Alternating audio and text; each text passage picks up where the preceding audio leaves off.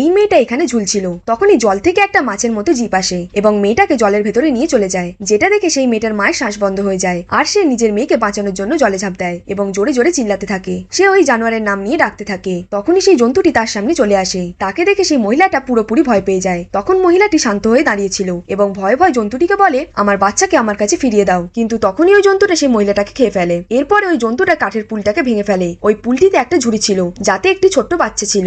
সেই ঝুড়িটা জলের দিকে পড়ে যাচ্ছিল। তখন একটি লোক ওই ঝুড়িটা ধরার চেষ্টা করছিল। তখনই ওই ঝুড়িটি ফসকে গিয়ে নিচের একটি কাঠে এসে পড়ে আর জলে সেই জানোয়ারটা ছিল। কিন্তু তখনই ওই লোকটি ওই কাঠটাতে ঝাঁপ দেয়, যার ফলে কাঠটা তার দিকে হেলে যায় আর ঝুড়িটাও তার দিকে যেতে লাগে। সেই লোকটি ঝুড়িটাকে ধরতেই যাচ্ছিল, কিন্তু সেই সময় সেই জানোয়ারটি এসে তার লেজ দিয়ে কাঠটিকে তার দিকে হেলায়, যার ফলে সেই ঝুড়িটি আবার ওই জানোয়ারটির দিকে চলে যেতে থাকে। কিন্তু এই লোকটি তার বুদ্ধি খাটায়, ওপরে ঝুলতে থাকা একটি লোককে সে কাঠটির মধ্যে নিয়ে আসে, যার ফলে সেই ঝুড়িটি আবার তাদের দিকে আসতে থাকে। তখন ওই জানোয়ারটি আবার তার লেজ দিয়ে ধাক্কা মারে, যার কারণে ঝুড়িটি জলে